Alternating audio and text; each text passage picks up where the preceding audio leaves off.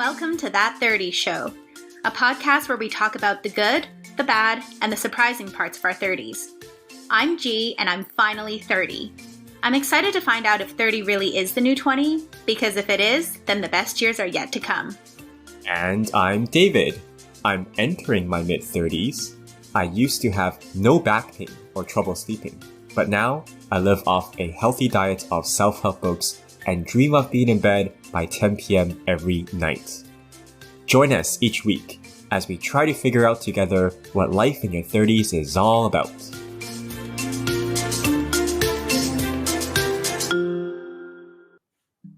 Welcome back to That 30 Show. We're live. We are live. What does that mean? I don't know. You tell us. Okay, so this podcast takes a lot of our time every week, and we're trying to think of ways to make it sustainable because we're spending 5, 6, 7 hours a week in total recording, editing, because we want to make sure that you all hear a very polished product.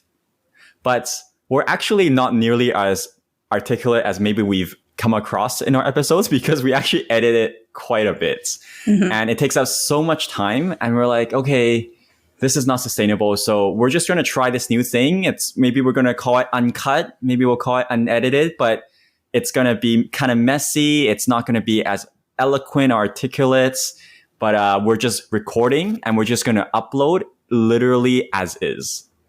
Yeah, you're going to hear all the times we stumble across our words, say like, and I'm going to try not to say that as much, but we're not going to edit it at all. So everything you hear is everything that we're saying. Ooh, I'm nervous. Yeah, I'm nervous too. Yeah. Usually I feel like I have the protection of editing. Yeah. But now I'm just like, I got to live my life. So so we're not going to do this all the time. Obviously, when we have guests on, for the sake of our guests, we want to make sure it's very polished. But, I think it's kind of fun. I think our earlier episodes are kind of chill. We're kind of hang out kind of thing where we talk about our lives. Totally. And, things are going on, interesting things, whether or not it directly relates to sort of thriving in your 30s. Yeah, maybe not. But if you're still listening, I guess you kind of like listening to us. So hopefully you'll like learning about stuff that's going on in our lives. Yeah, and maybe you guys will find it interesting too. Like it's the raw, unedited, it's the Instagram versus reality version of the pod. Yeah, this is the recorder music is playing right now. Yeah. So this is good. But it feels kind of weird to be recording on a Wednesday evening. So for like behind the scenes for all of you guys. It's Thursday. It's Thursday. Oh man, we can't even cut that out. Okay, so behind the scenes for you guys, like we usually record Sunday mornings the week before we upload. But this past weekend, it was Mother's Day. So David was kind enough to give me the day off to go spend it with my mom. And so we're recording this on a Thursday this week. Yeah. How was Mother's Day? Anything to share there? Was that fun? We did. It was pretty chill. Like my mom, as you know, loves the beach, loves the park. So I just took her to the park and we had like a picnic and we just laid outside for like hours on end. So that was nice. It was such a nice weekend. But like, so your mom is in Hong Kong. Did you do anything this past weekend that was fun? With my mom being in Hong Kong? No, just not for Mother's Day. Oh, yeah, no, I went to Bowen Island with my girlfriend. There's a whole story there, but we won't get into it. It's a long story. Oh, okay. There's misadventures along the way. But maybe we need to do another episode on your Bowen Island adventures then. Yeah, maybe. But I want to mention before we get any further, like in terms of editing, not editing, we want to make sure we keep putting out content for those who are interested. And in terms of like things that we're doing in our lives to make sure we try our best to put out quality content is baking in the hot sun right now, because if you're in Vancouver, you know how hot it's been, but aircon noise does not make for good background noise in a recording. So both G and I are currently just turn off our aircons. I turned it off 5 minutes before we went live, and literally like 2 minutes before we came on, I was about to message you and be like, I really can't do this. Like, I need my AC. How bad is it over there? Okay, so for context, my apartment is very small, shoebox size, and I only have 2 of those little casement windows to begin with. And so I brought up my AC But now, all the windows are shut. I have my AC turned off as well. It's about 25 degrees right now. I think it's arguably the hottest time of the day. And I am just in a shoebox with no airflow. Okay. So the things we do for you guys. Let's just keep it like that for the first maybe 20 minutes. And if you really can't survive, turn it on. Because I think noise canceling is a thing. We can probably figure it out. But yeah, it's been really hot. I wish I had a place with central AC, but that's just not something that happens in BC. It's for people who are like from Toronto or from Asia. They're like, you guys don't have AC over there? No, you know what though? All the new builds all have central AC now because we're in a changing time, changing climate. And it's kind of sad because all the wildfires are starting. I don't know if you noticed, but it's been really smoky out today and yesterday. It's because the fires have started. Yeah. So the other thing I was thinking about was in terms of these more like casual chat conversations where we just talk about life and stuff. I was thinking back to the really fun episode that Olivia had with us where she interviewed us. And I think, our differences were highlighted in a very interesting and hopefully entertaining way. So maybe we can like incorporate a little bit of that in these more casual episodes too, so that we can continue learning more about each other for the audience and stuff. So on that note, I just have a random would you rather question. Do you want to? Oh, okay. Did you prepare any question for like, in that sense? No. For us? No. Because we talked about that. Yeah, but I didn't have anything, so. I don't know if this is the most interesting, but would you rather spend the nights in a luxury hotel room or camping surrounded by beautiful scenery? Oh, is this hard for you? I was wondering, like, because I know you well enough, right? I'm like, what would she say? But yeah, I would lean more towards camping, although I do really like luxury hotel rooms. It's not that easy for me to decide. Both sound very nice, but I would go with camping. Camping, final answer. Wrong. Well, I feel like I know which one you would pick, so that's camping. Yeah. I just like I have some friends visiting Japan and stuff recently, and all the Instagram posts are it's just food after food after food, and there's nothing wrong with that. Like this is just all subjective, it's all preferences. So I'm just going to speak to my preferences, which is I just feel like vacation for me is when I can escape civilization, when I could get a bit of respite from the hustle and bustle, when I can kind of unplug and reconnect with nature. I've heard studies, for example, that show that apparently you get some sort of health benefit or like mental benefit if you just step barefoot on grass.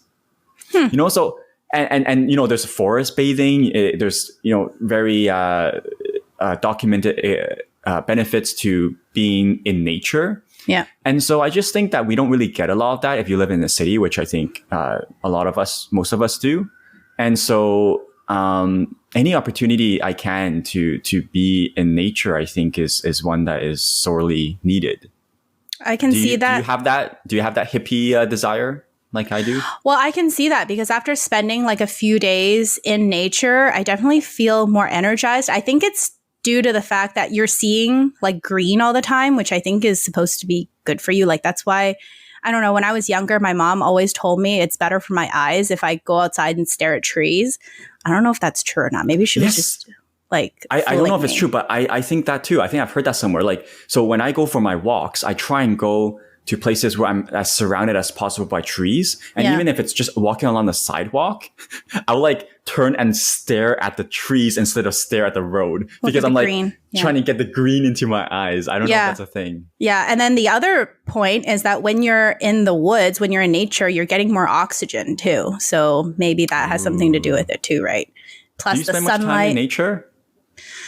Honestly, not really. Like I work from home. I'm at home all the time. Then when I'm not at home, I'm in some facility. So I actually don't get a lot of nature. Yeah, see, I just don't think that's how humans were meant to be. Yeah, maybe I should work outside. I don't know. Go for a nice outdoor walk. But you're really like every morning, right? Or almost every morning. Yeah, well, because I'm trying to get that morning sunlight. Yeah. into my eyes because apparently that's important. Yes. Anyway, so what's going on, G? What's up with you lately? What do you want to talk? I think you want to talk about your goals today. Or? Well, I was thinking like we're in May, almost halfway through the year. I usually do like a little check-in with myself and my goals like every quarter or so. I kind of just like go back to my resolutions because like why would you make resolutions if you don't go back and reflect on them? That's just pointless.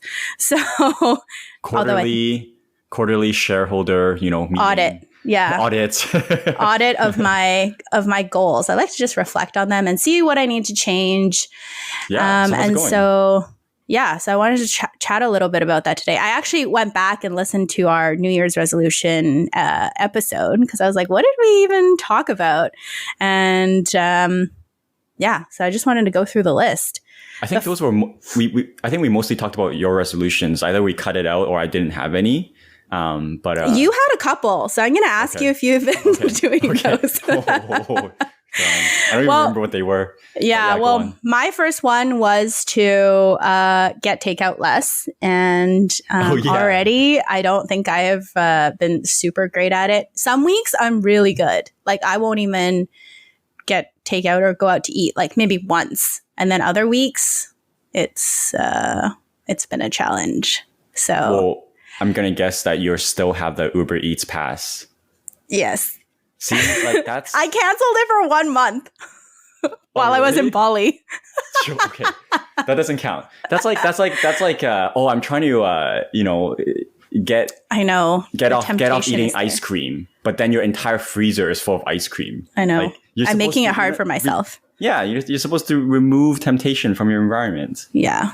I know. I need to just bite the bullet and stop it. It'll be good for everything. And takeout food doesn't even taste very good. When it arrives, it's all kind of... Yeah. It's not that great. I think I just need to like eat before I get hungry. Because when you're hungry, you're just like... It's like when you're hungry and you go buy groceries. Like, it's just not a good combo because then you end up buying everything. So I need to work on that. But the other goals... What's your go-to takeout meal? Favorite go-to takeout meal?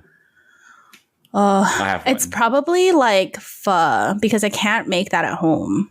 Well, there's a lot of things I can't make at home, but pho is like one of them. So, like soup noodles? Yeah, yeah. And how do they? Because doesn't the noodle get soggy? Does it come? No, separately? It comes separately. Yeah, even the beef is like rare still. Still raw. Yeah, yeah. I love poke bowls because I feel like they retain its quality better than hot food, and it's relatively healthy. Yeah. And you also don't really make that at home. So. And it's self-contained, right? It's not, anyways. Yeah. Okay.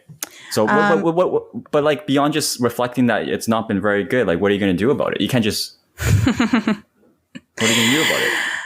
I honestly, that goal, I have forgotten about it. I remembered all of my other goals and I actually actively try to work on them. But this one, I listened back and I was like, oh yeah, I did say that. So honestly, I don't even know if it's that important to me now thinking about it. Maybe it's not even important to me. All right. Let's move on. I have to think about that a little bit more. Okay. So the next one was yours. You said that you wanted to continue calisthenics twice a week and you want to go to the gym once a week. How is that going? Okay. So I was sick for 2 weeks. And sure. I was. Well, yeah, but it's been many weeks since January. Yeah, no, it has. No, I have gone to the gym, but not between being sick, and also like because I was sick, I felt it threw my momentum and rhythm down, and then like I sort of became less in shape. And then so, my whole impetus to even go to the gym in the first place was, I'm at this stage where I feel confident and strong enough, I can add something extra. And because these are all excuses, arguably, but I'm just explaining why I haven't gone as much. Is like, I want to sort of get back into my rhythm before I go to the gym again. In terms of, I've been off calisthenics for 2-3 weeks because I was feeling so unwell. And so I've gone maybe on average once every 3 weeks to the gym on average. Okay. On average. You know what? It's so hard actually to get back on the game once you've like been off for a few, like after vacation, it's so hard. I always want to, because I'm like, oh, I'm ready to like get back into my routine. But then I find it's really hard when you have to start getting, like for me, when I have to start getting up early in the morning again, sticking to my routine all the time. So it takes a little while to get the momentum going again. And then sometimes you get discouraged and you're like, oh shoot, like I'm not where I was before. Yeah, exactly. So you just got to be like patient and kind to yourself. So like the way I try to do it, and I don't always succeed, is just to think of, I think James Clear talks about this in Atomic Habits. It's just about showing up. It's not letting yourself making sure you do something, even if it's partly doing it, is better than not doing it at all. So I have my calisthenics routine and I'll do X number of, I don't know, push-ups, pull-ups. But if I'm just getting back into it after I'm sick, instead of being like, oh, I'm not going to do it at all because I can't do all of that for an hour or 45 minutes. I'll be like, okay, it's fine. Just do it for 20 minutes. Like I actually did that. I looked at my routine because I write down how many sets or how many number of things I want to do, pull-ups, push-ups, those kind of things. And I halved it. So instead of, let's say 10 push-up, 10 times 4, I do 5 times 4. You have to start small again. Like, that was my way to try and build back up. So I've been keeping, I think twice a week strength training. I have done that for sure, except the 2 weeks. But the gym, I've been building back up to that. So the last time I went to the gym was about 2 weeks ago with my friend. Nice. I've been finding it's been nice because the morning it gets bright out so early. At least for me, like when I leave my house, it's been getting easier and easier because it's already bright out, like at 5 a.m. So yeah. It's been good. The next one we kind of both had, it was the cold showers. You texted me the other day. Tell everyone what you realized. So I had this realization a couple weeks ago when I was taking my cold shower. And so when I say I take my cold shower, it's still about 3 minutes. It's not like the entire shower. But I realized that before, when I used to just dread and have to like talk myself into doing the cold part, it's now become a habit for me. Like I was basically astonished at myself because I wasn't even thinking about it. I take my shower, then I just go to the knob, turn it to the cold setting, and I just take it. I don't even think about it anymore. Like it's now part of my routine. Insert like kids clapping. Yay.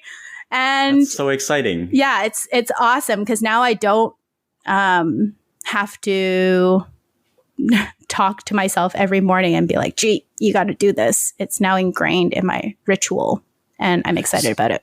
So now you get the health benefits, right? Because of cold shower. But one of the main benefits and one of the main reasons that you wanted to do originally was for the benefits of training and your mind. Toughening your mind. And so if it isn't hard anymore for you to do, as certainly relatively speaking, I wonder if it loses part of its benefit for you, because the whole point is you want to put your mind in uncomfortable situations. You want to challenge yourself to do things you don't want to do. But if it's become automatic, you still get the health benefits, but I wonder if you get the mental resilience benefits anymore. Yeah, not really. So this is something that I wouldn't really consider like one of my goals anymore, like basically for the rest of it. Like this is just part of it's part of my habits. I've checked it off and wow, that's kind of that. Like how long do you think it took you? Because they say it takes 30 days to build a habit. Certainly it's been more than 30 days.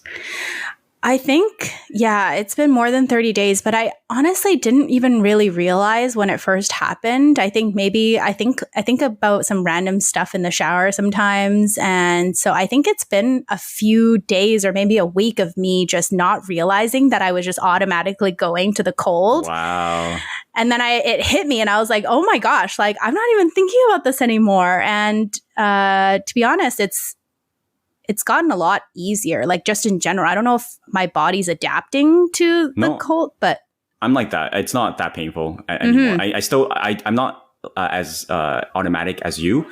Also because I don't do it every day. I do it probably 5 days out of 5 out of 7 days. But when I do it, I'm gasping maybe a little bit for a few seconds, but then it's just kind of chill, literally. Yeah. So I feel like What's the next thing you want to do to challenge your mind then? Well, okay. So, this is a good news story. Like the cold showers, that's awesome. But it's not like that for all the other goals. Like, one of the major themes that I had for this year, thrive in discomfort. That was one of them, but that's not how all the stories go. Like I said that I wasn't super comfortable always presenting at work. I've been really challenging myself to do that. I've been like volunteering where I can, stepping out of my comfort zone. But you know what? Like, I'm still not comfortable doing that. I'm still not comfortable recording our podcast every week. But like, I'm more comfortable than I was in week 1, 15 episodes ago. And I'm more comfortable than I was last episode. So you know what? That's progress. And progress is good enough for me. I don't need perfection.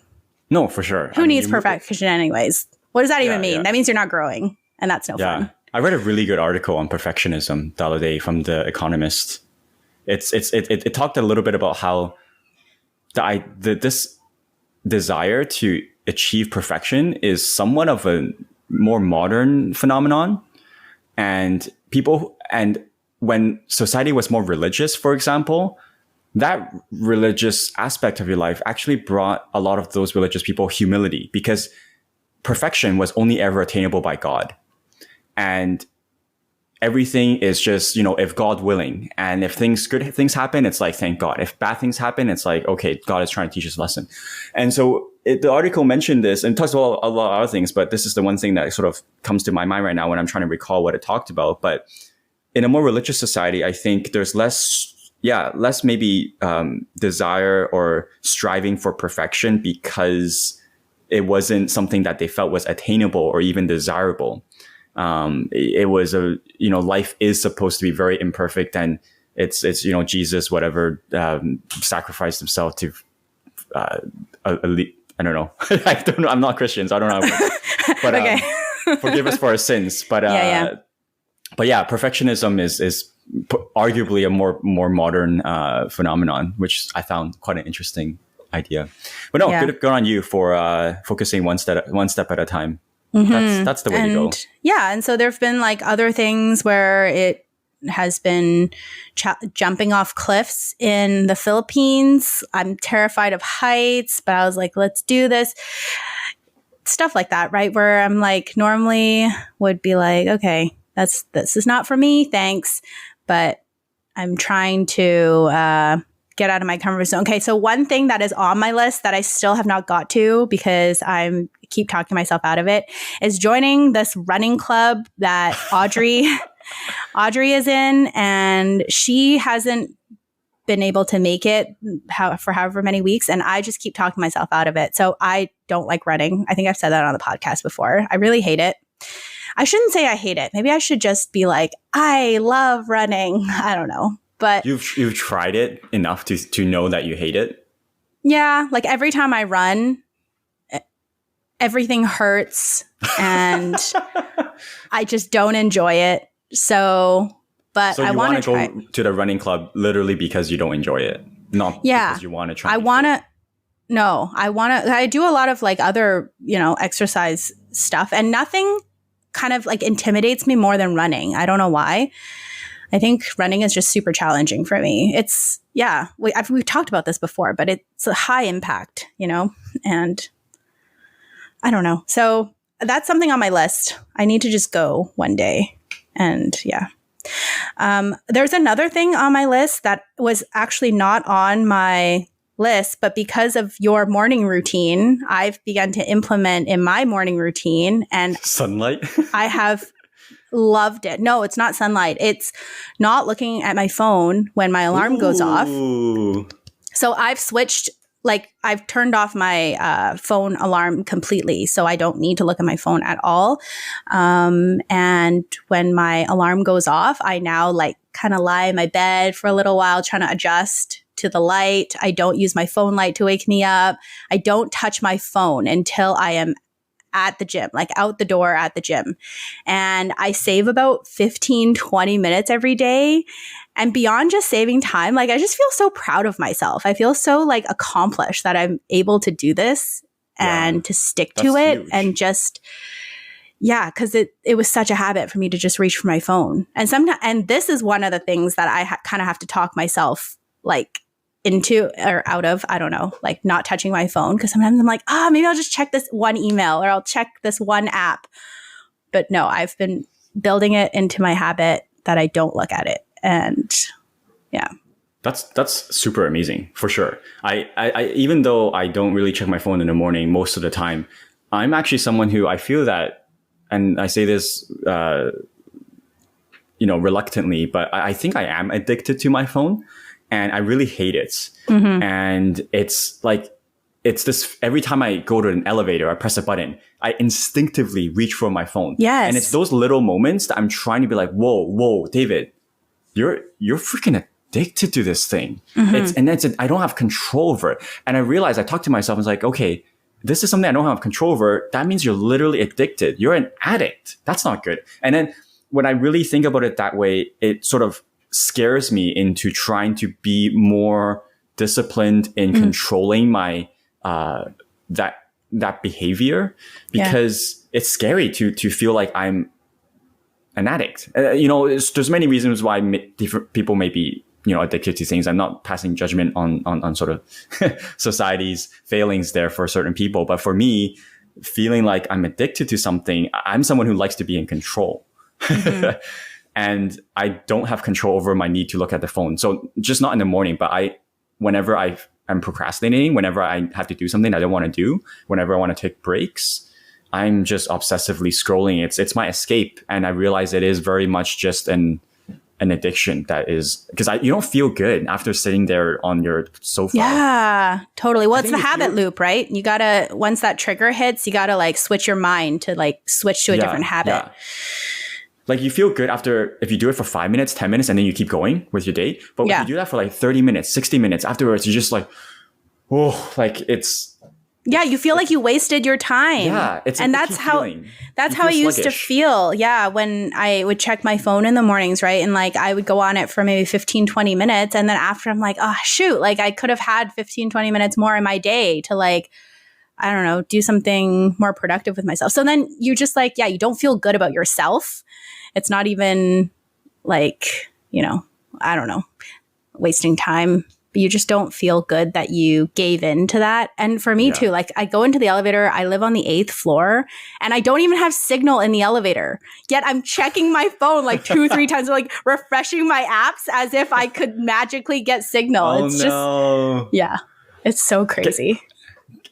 Let me give one tip that works for me, and then we'll move on to the next thing about the phone thing. Because I think one of the challenges with being addicted to your phone or just endlessly scrolling is that you lose track of time very easily. You don't really have a sense of time. Yeah. It's like watching TV shows. It's one after another. You're just like, oh my gosh, it's been 2 hours. It's the same thing with TikTok, with Instagram.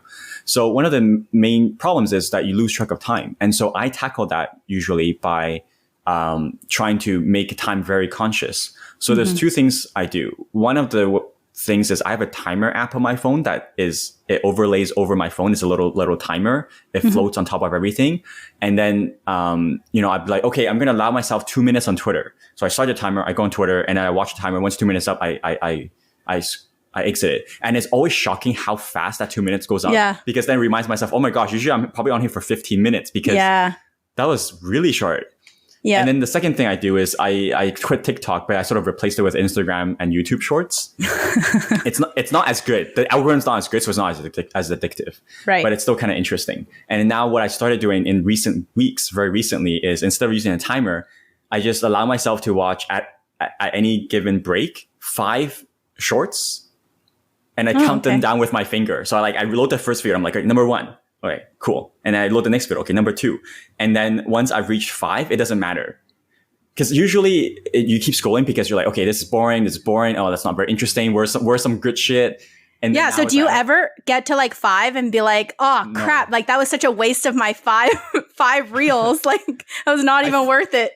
Yeah, I think that, but it does help me. I've been able to stop myself after I count down from 5 minutes. So something that I've implemented is like putting my phone on automatic. Like I have a schedule for focus mode on my phone now during my workday.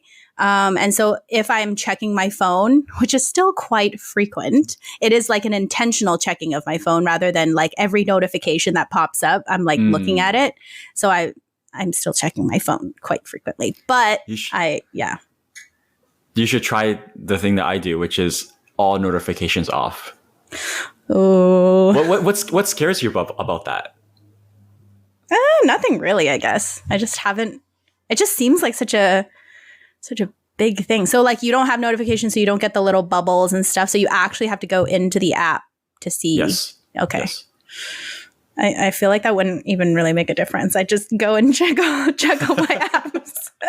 But the notification button or like the red little dots at the top they do actually make me check it because I'm a stickler for that. I hate having those notifications on there. So even if it's just to open it and close the app again. So that's really distracting for you then. Yeah. That's not, yeah. Yeah. Okay. Any other audits? I think those were all the ones that I had. I mean, we also had the one where we see where our podcast goes. I mean, we've been recording or uploading every single week without missing any. Like I'm just gonna go ahead and give myself a big fat pat on the back. Yeah, totally. We deserve it. I think we've been so consistent and we've put in a lot of like time and effort into uploading every week and having guests on. And I think we have pretty good topics that we've discussed. And I think hopefully our audience enjoys listening. So I think we deserve a pat on our back. Can I use that as a segue into one of the points I wanted to bring up today? Sure.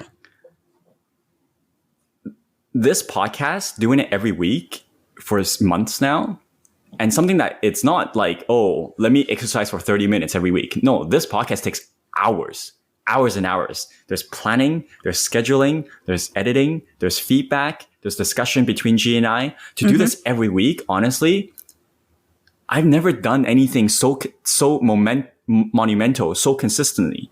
And you know why I've been able to do this? Even that week I was sick. You know, I was recording, talking about my concussion. Everyone can hear I had a stuffy nose. And I was still like, you know, I have to drag my ass out of bed to do this because even though there's not a lot of people who listen at this moment, because we're still, you know, it's a new podcast, we're growing. I feel like even if there's like 5 regular listeners, obviously we have a lot more than 5, but I feel an obligation, a responsibility to the expectations of others. Yep. You remember we talked about this offline years ago. There's different personality types where you either, can you remind me what that was again? Yep. So you either are intrinsically motivated or you're motivated by like external factors. So like there was 4, I think it was like Gretchen Rubin who wrote the book, The 4 Tendencies. So the upholder is the one who is motivated by like external sources. So they're the ones who have to go to like a personal training class if they want to work out because they're just not motivated by themselves. There's the, oh gosh, it's so many years ago. I can't remember all. Okay, 4. Don't worry about it. But it's different types. Some people are more externally motivated, some more intrinsically. Do you remember what you are? It's how like you react to expectations. I'm definitely the upholder. Like what is that again? It is like expectations of others, like the people pleaser kind of. Yeah. So I don't know if I'm upholder, but for sure with the podcast and what I realized works for me to try and be disciplined is not disappointing the expectations of others. And that's why I think I've been able to do this podcast so consistently because it's not for myself, it's for other people. And my lifelong battle with discipline came to a head recently where I was just at another sort of fork in the road where I'm like, damn, I'm just not being able to keep this up. I'm wasting days here and there and I'm just falling behind and it's not working. And then one of the things that I was talking to my partner about was my one of my core principles and values is I keep my word. I don't know if you would agree, G, but like in terms of like flakiness or like David will do something, he does it. I pride myself in being someone who more or less keeps my word more than most people, I would say. And then but then I was reflecting like, oh, if I am someone who keeps my word, why is it so hard for me to be disciplined? Because I keep telling myself I need to be disciplined. But then I think it's the external versus internal. So then the motivator. The solution is that my partner said, okay, well, if you aren't disciplined, if you're not following your routine and your habits and your schedule, you have to tell me. And if that happens, we can't talk for 1 week. Yeah, you need an accountability partner. Yeah, I need a punishment. And I was like, wait, but that's not good, because then that means you can't talk to me either. And then I realized, oh no, wait, hang on. That's actually probably even more effective, because if it just punishes myself, I'll just take it. Yeah. But if it punishes other people, it actually motivates me to do it a lot easier. Yeah. So I think that's the hack for myself is I can't make promises to myself, because I will disappoint myself time and time again. I have to promise other people. Well, for me, it's the other people, but it's also to you, like my co-host. Yeah, to each other. Yeah, exactly. Yeah. So thanks, everyone, for keeping us accountable, I guess, and for listening to our podcast. Yeah. I think like the last time we talked about it, I think we determined that you were the questioner, but maybe you are also, it's the obliger, which totally makes sense because you're obliging. It's the obliger that is like the external motivation. The upholder is like the internal motivation. Like you can get anything done as long as you yourself are motivated to do so. Yeah. And the obliger is the one who obliges to, external motivations. And then there's the questioner and the rebel. So. Okay. What else? Those were all my things. You also said you were going to create a board game, so I'm not sure if you've done that yet. No, I have no time for that. Okay. I have other stuff to update you on, though. If that's okay, we'll go on for another maybe 5 minutes or so. For sure. So in terms of like habits or healthy habits and stuff, or just what's going on in my life, recently I started this new thing so there's a podcast called Feel Better, Live More by Dr. Rangan Chatterjee. I've talked about it a couple of times on the podcast before. He has one of my all-time favorite books, The Four Pillar Plan, but he has a podcast too.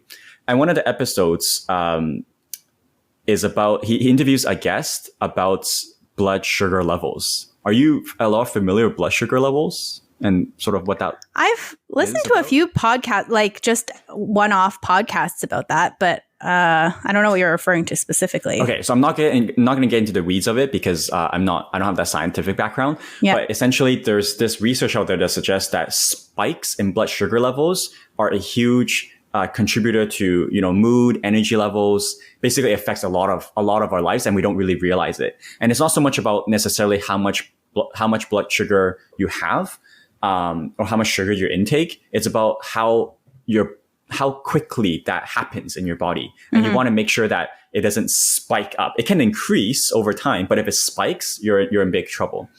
And so apparently, I'll link the podcast in the description if anyone's interested to listen to it. So apparently, there's a few hacks that you can do to control your blood sugar spikes. And one of the hacks is to not change what you eat. You eat exactly the same thing you want to eat. It's not about like cutting out your sugar, but change the order of what you eat. Have you heard of this? In terms of like carbohydrates, proteins, and fats? Yeah. Exactly. I've heard of it. I just don't remember the order. Okay. So the order that this guest promotes is eat vegetables first, and then proteins and fats, and then most importantly, eat your carbs last. Along with that. Oh, yes. Oh, you've heard of this. I didn't know I think this. so. Because I think if you eat your carbs first, you're spiking it right away. And that also makes you like want to eat more too. Yeah, something like that. And it's not even just about eating it first, because oftentimes, especially in Asian cuisine, right? Or Chinese cuisine, you're eating dishes with rice. Things go with white rice. And so you're just eating them all at the same time. But leaving carbs to last helps your body manage that blood sugar spike. So I think it's just so funny because, I'm Chinese, right? So I eat a lot of white rice. And so I was thinking of like, well, how would this work? Why don't I eat all my broccoli and my bok choy on its own? And then I'll eat like my chicken wing and then and then your rice. And then I have like literally a bowl of plain white rice, and I'm just gonna eat that. Yeah, I think it's different because you eat it together. No, could you do that? I don't. So I have been doing that. Really? Yeah, like you're just eating a bowl of plain rice at the end? Yeah, basically. And wow. I eat much less of it because it's not as yummy when you eat it on its own. I'm much more full by the time I get to that because I'm eating all the other food. And because of the science behind it, I do feel quite a bit better, I think. And so that's been really cool. Have you noticed anything? Yeah, I think I don't get as big, like I don't get food comas as much. Oh, okay. My energy levels don't deplete as much. Usually I'm quite tired after lunch or after dinner. And then the other thing is if you go for a 10-minute walk after, within an hour after eating, that also helps manage your blood sugar levels. So I've been trying to do that as well. Right. So yeah, next time you see me, I'm going to be eating all the vegetables and then all the meat and then all the carbs. Actually, you know what? No. I've made a deal with myself that when I eat out, I'm not going to care about the order because I got to live. But I want to see that. Okay. When I see you, I'll do it. But just because we talked about it. But my idea is I'll do it when I'm at home. But when I go out, I'm going to be less, picky about it. Yeah, that's funny. Do you have any other habits that you've developed over the past 5 months? Yeah. So I don't know if it's a habit, but it's on my routine list here. I'm trying to develop it, which is, again, this idea of not letting perfection be the enemy of good. I think that's the quote. So on days when I can't get my workout in, which if you include stretching and potentially taking a quick shower, it's over an hour. It's like about 75 minutes. I pack up all my equipment, do my stretching. It's a significant amount of time. And biking to work, biking back, it's a significant amount of time. And oftentimes I just don't have that, especially if I have plans that day or, I'm working on camp, in the office. And so I was thinking that on the days I don't have time for exercise, I'm just going to hammer out like burpees in the morning. So what I'm doing now, I did it this morning. I want to get to work as soon as possible because the traffic is easier, but I get to work earlier than I need to. I'm not starting work right away. Yeah. I get to work earlier than I need to. And then, for example, today I did that. And then I went outside for more of that sunlight. And then I just did 50 burpees. Holy crap. And that's some boot camp military shit. Yeah. So, but it's not that hard. Like I don't work up like a huge sweat, but like it certainly gets my heart pumping. And it's, 5-10 minutes of hit. You try and kind of hit, right? I don't do it 50 in a row. It's more, I do 4 times 12, technically speaking, today. Damn. And so that's just like, hey, you know what? I did that. It's not going to make me like super fit, but it's just keeping up the exercise. So there's no days off. It just takes 10 minutes. And so I'm trying to do that more. We'll see how that goes. Wow. That's cool. Burpees are hard. Those aren't easy. Those are like, the boot camp style training. So are you just doing it like outside? Yeah, just outside. And you're like, what do you have to wear to work? Like your suit? I don't wear a suit. Or your dress shirt? Dress shirt, dress pants. I want to see this too. Yeah, I was like looking around this one. I'm like, okay, is the no one's here, right? Because it was pretty early. I got to work really early. So no one's here. And then I'm like, okay. And then I'm like, okay, the ground is super dirty, but it's okay. I can wash my hands. Because I want to get them, I want to compound it with the morning sunlight. So and I chose burpees because it's a full body exercise. Right. Yeah. So, oh, good for you. Yeah. That's about it. That's cool. How are you doing with the heat? Are you sweating yet? I'm okay, actually. It hasn't been too bad. I'm just like trying to be zen, calm myself down. No, it's been okay. It's been nice because I have been getting in like morning swims again now that it's been bright out in the morning. Because I think I also mentioned this before on the pod, but the pool is very dimly lit. So in the wintertime, I don't go swim in the mornings because it's creepy as hell. So in the summertime, when the light shines in from the windows, it's so nice, like so peaceful. And you just think, and it's like one of those exercises where like you have no other human interaction, you have no cell phone interaction, and you're just like in your own thoughts, just peacefully swimming. Sorry, I don't know why I'm on a tangent. And there's a bit of nature to that too. Just being in water, right? Like I Being think in water, yeah, it's similar to being barefoot on grass, similar to being in the forest. I think it's there's something naturally soothing about floating about in water. I think that's awesome. I might go swim a bit more too. I'm thinking of maybe trying to get into it in the winter when it's not biking or running weather.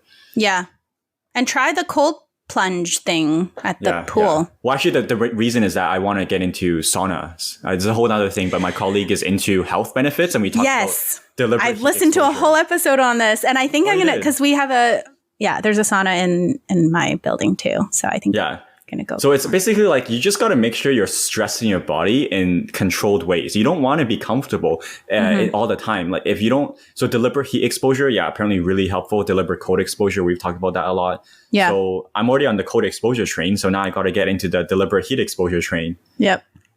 Sweat it out. Anyway, I think that's all of my updates. I don't have anything exciting. Let's just to wrap up, anything you're looking forward to in the next couple weeks? The next few weeks, well, it's a long weekend this weekend, so I'm really hoping for like nice weather, hanging out with some friends. Got the wedding coming up. Not my wedding, Olivia's wedding. And we're gonna have Olivia on after her wedding to talk about if it's worth it. Yeah, I'm looking forward to that one because I am hearing about some of the background things going on, and I am really excited for her to dish the dirt on all things wedding. I have so many opinions on that. Surprisingly so, maybe for a guy, but she might confirm some of your probably thoughts and feelings. Probably. So that's the next few weeks. What about you? The wedding's happening in the next couple weeks? Mm-hmm. Ooh, that's exciting. Yeah. Is this your first friend's wedding? No, I've been to 2 other ones, I think. First as a bridesmaid? First, and first as kind of like a whole package deal. Like my first wedding was my friend. She did it during COVID, so it had to be like really small. It was outdoors, that kind of thing. We couldn't really do much. And then the second, I didn't actually go to the wedding itself. It was like a reception style afterwards. So this is like the whole shebang. Yeah. And I'm really excited for awesome. Olivia. That's so fun. Yeah. I like attending weddings, actually. I think it's really fun. Yeah. I just don't really want to pay for one. Okay. Anyways. I remember what I'm looking forward to. I'm looking forward to not having to edit this. So let's wrap it up there because we've been rambling for a little bit. Oh my gosh, it's so hard. I don't know. We'll see. We'll see how this goes. If this was not as articulate as usual, our apologies. But it just takes too much time to edit. And this is more sincere. It's more authentic. So, I think it went pretty well, actually. I feel good about this podcast. Just wait till you listen back and hear how many likes you said. Oh, God. Okay, let's end it there. Okay, let's end it there. Okay, bye, guys. Okay, bye. Bye. I really hope you all enjoyed today's conversation. If you did, we'd appreciate if you could take a moment to share our podcast with your friends. Follow us on whichever podcast platform you're using. Give us a rating on Spotify or leave a review on Apple Podcasts. We would also love to learn about you, our amazing audience, and shine a light on your unique journeys. Do you have a story about what helped you thrive in your 30s or challenges you've overcome? Let us know at that30showpod@gmail.com or DM our Instagram, that30showpod. Thank you so much for joining us today, and we hope you have a wonderful week ahead.